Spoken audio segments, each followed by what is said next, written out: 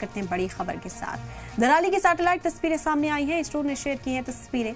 आपको बता दें कि तस्वीरों में धराली की तबाही साफ साफ दिख रही है, जिसने एक बार फिर दिल को झकझोर कर रख दिया है। लोगों में इस वक्त खौफ है।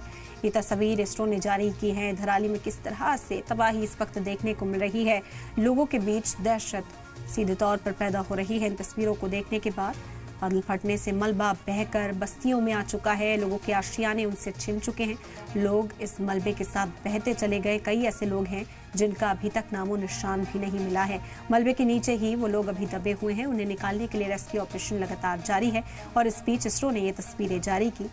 डराने वाली ये तस्वीरें हैं, कैसे एक पूरा इलाका इस वक्त मलबे में दबा हुआ नजर आ रहा है। तस्वीर आप देख सकते हैं कैसे आबादी थी इस इलाके में और अब धराली पूरी तरीके से मलबे से ढका हुआ दिखाई दे रहा है। ना कोई घर वहां है, ना कोई बाशिंदा वहां पर बचा है।